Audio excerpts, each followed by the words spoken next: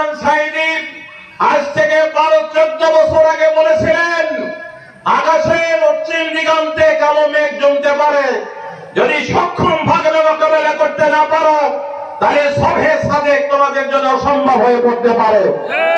ছিল ঠিক তাই, জনগণের কথা ঠিক কিনা? দেশের ছাত্র জনতা জীবন দিয়ে আজকে তার মোকাবেলা করেছে। শয়তানেও বিশ্বাস করে না, সেটা বিশ্বাস করাতে চায় জনগণকে, ঠিক কিনা বলেন? সাঈদী সাহেব নারী ধর্ষণ করেছে, এটা কি শয়তান বিশ্বাস করেন? নারায়ে তাকবীর, নারায়ে তাকবীর, আল্লাহু আকবার। জামাত ইসলামী জিন্দাবাদ, জিন্দাবাদ, জিন্দাবাদ, জিন্দাবাদ, নারায়ে তাকবীর, আল্লাহু আকবার। এই রকম আউযু বিল্লাহি মিনাশ শাইতানির রাজীম। জামাত ইসলামী ফুলজানা ইউনিয়ন শাখা কর্তৃক আয়োজিত আজকের এই দোয়া মাহফিলের সম্মানিত সভাপতি, সম্মানিত প্রধান অতিথি, বাংলাদেশ জামাত ইসলামীর কেন্দ্রীয় মজলিসের শুরার অন্যতম সদস্য, রাজশাহী ইউনিভার্সিটির সম্মানিত সিনেট সদস্য, পাবনা জেলা জামাতের সম্মানিত আমির অধ্যাপক আবু তালেব মন্ডল, উপস্থিত আছেন জেলার সহকারী সেক্রেটারি অধ্যাপক মাওলানা আব্দুল গাফফার খান, উপজেলা নেতৃবৃন্দ, বিএনপির নেতৃবৃন্দ, ছাত্র শিবিরের নেতৃবৃন্দ, প্রিয় এলাকাবাসী ভাইয়েরা, আসসালামু আলাইকুম ওয়া রাহমাতুল্লাহি ওয়া বারাকাতুহু। আল্লাহর শুকরিয়া আদায় করছি, আলহামদুলিল্লাহ। আলহামদুলিল্লাহ। দীর্ঘ 15 বছর পরে মুক্ত স্বাধীন ময়দানে মুক্ত কণ্ঠে দুটি কথা বলার সুযোগ যে আল্লাহ করে দিলেন, সে আল্লাহর অবশ্যই শুকরিয়া আদায় করতে হবে, নাকি বলেন? প্রিয় ভাইয়েরা, শেখ হাসিনা দীর্ঘ 15 বছর স্বৈর শাসন চালিয়েছে, আমাদের কথা বলতে দেয় নাই, আমাদের ঘরে শুয়ে থাকতে দেয় নাই, ঠিক কিনা বলেন? আমরা ঝড়ে জঙ্গলে মানুষের বাড়িতে বাড়িতে রাত্রি যাপন করেছি। লক্ষ লক্ষ জামাত, বিএনপি, ছাত্রদল, ছাত্র শিবিরের ভাইয়েরা, তারা কেউ স্ত্রীর মুখ দেখে নাই, কেউ তার মায়ের মুখ দেখে নাই। প্রিয় ভাইয়েরা, এই সরকার বলে আমার ভুল কি? বলে না, আপনার ভুল আপনি ধরতে পারেন নাই। আপনারা মানুষ আর আমরা শিয়াল কুত্তা, ঠিক। আপনারা ঘরে শুয়ে থাকবেন আর আমরা থাকবো ঝরে ঝাপে। আপনার ভুল আপনি চোখে দেখেন না। আমি শেখ হাসিনা এবং তাদের দোসর যারা, তাদেরকে বলতে চাই, আপনারা আপনাদের নেত্রীকে কোনদিন মনে হয় একটা ভালো আপনার কি বলে পরামর্শ দেন নাই, যেটা ভুল হচ্ছে, ঠিক কিনা বলেন? স্বাধীন দেশে আমাদেরকে স্বাধীনভাবে কথা বলতে দেয় নাই। এই স্বাধীন দেশে স্বাধীনভাবে আমাদেরকে ঘুমাতে দেয় নাই। এই স্বাধীন দেশে স্বাধীনতার কথা বলে জনগণের কাছ থেকে স্বাধীনতা হরণ করা হয়েছে, ঠিক কিনা বলেন?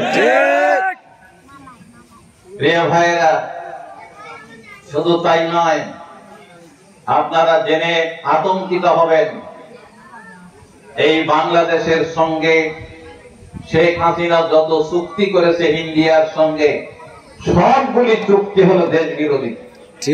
সর্বশেষ চুক্তি করেছিল ইন্ডিয়া থেকে আমাদের বুকের উপর দিয়ে ট্রেন চলে যাবে আসামে, জানেন তো আপনারা? ঠিক।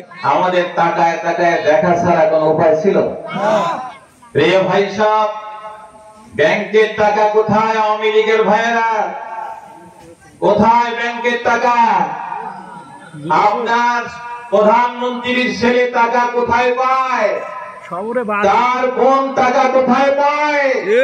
আমেরিকায় 12টা বাড়ি, ইংল্যান্ডে 13টা বাড়ি। এ টাকা কার টাকা? জনগণের টাকা। চুরি করেছেন আপনি, এই জন্য বাংলাদেশে আপনি চুরি থামাতে পারেন নাই। আপনার নেতা কর্মী, আপনার সচিবালয় থেকে শুরু করে ব্যাংক, বিমা, আজকে সব খেয়ে ফেলেছেন আপনি। আপনার যাওয়ার সময় আমরা দেখেছি অনেক মন্ত্রীরা ধরা পড়েছে, কারো ব্যাগে 5 কোটি, কারো ব্যাগে 10 কোটি, তারা নিয়ে পালানোর চেষ্টা করেছিল। ঠিক কিনা বলেন? কোথায় এত টাকা পেলেন? সব ব্যাংক খালি করা হয়েছে। আমি গতকালকে ব্যাংকে ঢুকেছিলাম, ম্যানেজার বলল স্যার টাকা নাই। আমি বললাম টাকা নাই? টাকা নাই কেন? কে নিয়ে গেল টাকা? ভাইরা, টাকা সব শেখ হাসিনা, শেখ রেহানা এবং তার দোসরেরা এই দেশ থেকে সব বিদেশে পাচার করেছে। ওনারা বলে আমরা উন্নয়ন করেছি। উন্নয়ন কি করেছেন আমরা জানি না? আমরা লেখাপড়া জানি না? উন্নয়ন করেছেন বিদেশি লোন আর ব্যাংকের ঋণ, এইগুলি এক জায়গায় করে আপনি কয়েকটা রাস্তা টাস্তা বানাইছেন, কিন্তু দেশের উন্নয়ন করে সেই টাকা দিয়ে বানান নাই। ভাইয়েরা, এই দেশের শিক্ষা ব্যবস্থা তারা ধ্বংস করেছে। এখন শিক্ষা, ছেলে মেয়েরা লেখাপড়া শিখতে গেলে নাকি নাচানাচিও করা লাগবে, সেই সাথে মাও নাচে, বাপও নাচে। ঠিক কিনা বলেন? দাদাও নাচে, দাদিও নাচে। এই শিক্ষা ব্যবস্থা আমরা বর্তমান সরকারের কাছে জোর দাবি জানাবো, এই শিক্ষা ব্যবস্থা যাতে বন্ধ করা হয়। আপনারা রাজি আছেন তো সকলে? প্রিয় ভাইয়েরা, এই শিক্ষা ব্যবস্থা আমরা বন্ধ করতে চাবো, সরকারের কাছে দাবি জানাবো। প্রিয় ভাই সব, বিচার ব্যবস্থা কোথায়? যেটা জামাত ইসলামী, ইসলামী ছাত্র শিবির, বিএনপি এবং ছাত্র দলের ভাইয়েরা, আমরা গলায় গামছা পেঁচিয়ে, মাথায় গামছা পেঁচিয়ে এদেশের আপনার শ্রমিক, মেহনতি মানুষ, রিক্সা শ্রমিক, সর্বশ্রেণীর মানুষ যখন বলল নারায়ে তাকবীর, আল্লাহু আকবার, তখন তার কোন গণভবন মস্তক চেপে উঠেছিল। জোরে বলেন কথা ঠিক কিনা? তিনি থাকতে চেয়েছিলেন, আমাদের বুকে গুলি চালাতে চেয়েছিলেন, আমাদের সন্তানদের বুকে গুলি চালাতে চেয়েছিলেন, মারতে চেয়েছিলেন গোটা জাতিকে, কিন্তু মারতে পারে নাই, তাকে মরতে হয়েছে। এবং এখন তাকে বিভিন্ন দেশের কাছে গিয়ে হাত পাততে হয়েছে, আমাকে একটু জায়গা দেন, করলাম নাকি, আমাকে একটু কি দেন।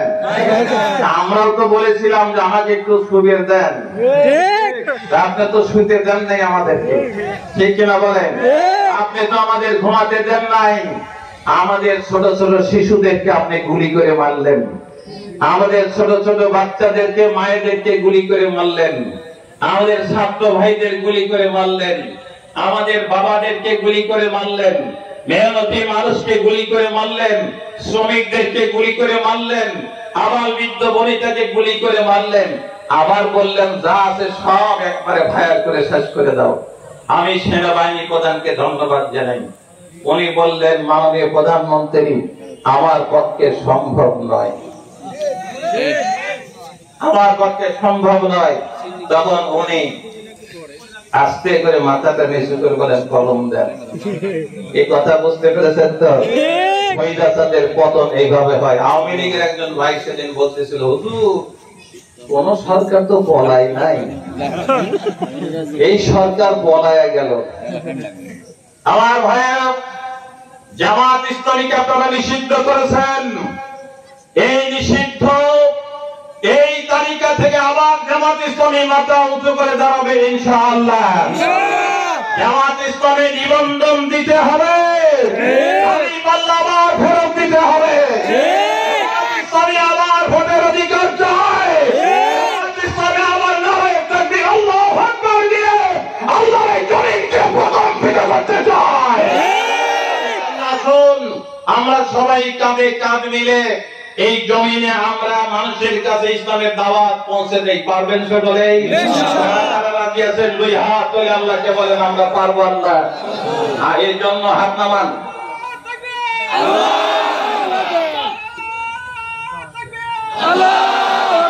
প্রিয় ভাই সাহেব, এই জন্য যদি আমাদের বুকের তাজা রক্ত দিতে হয়, রাজি আছেন দিতে? অর্থ যদি চাই দিবেন ইনশাআল্লাহ। তাহলে বাংলাদেশের জমিনে ইনশাআল্লাহ কলিমার পতাকা একদিন উড্ডয়ন হবে ইনশাআল্লাহ। আমি আপনাদেরকে সর্বশেষে উদাত্ত আহ্বান জানাতে চাই, কোন হিন্দু বাড়ি, মুসলমানের বাড়ি, আওয়ামী লীগের বাড়ি, কোন বাড়ি, কারো বাড়িতে হাত দেবেন না। রাজি আছেন তো? কোন সরকারি স্থাপনা ধ্বংস করবেন না, কোন কারো ক্ষতি করবেন না, বরং পাহারা দেবেন। আমরা গত রাতে পাহারা দিয়ে 10 জন ডাকাত ধরেছি গতকালকে আটঘরিয়ায়। ওরা হিন্দু বাড়িতে ডাকাতি দিয়েছিল, আবার এই তো উত্তর চকে আবার তারা চেষ্টা করেছিল। আমি সকালবেলা ওসিকে বলেছি, এসপি সার্কেল, ইওনো সবাইকে বলেছি, আর্মি, কেউ তারা ডাকাত গ্রহণ করতে রাজি নাই।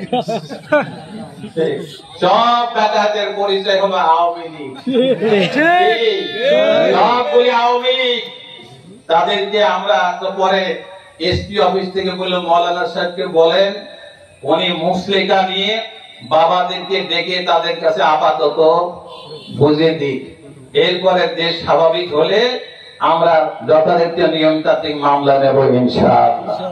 আমরা তাই করেছি, প্রশাসনের কথা অনুযায়ী আমরা তাই করেছি। চাটমোহর, ফরিদপুর এবং আটঘরিয়ার ভাইয়েরা, আমরা এদেশের কোনো সম্পদ নষ্ট করব না। আমরা সম্পদের জিম্মাদারি পাহারাদার হব ইনশাআল্লাহ।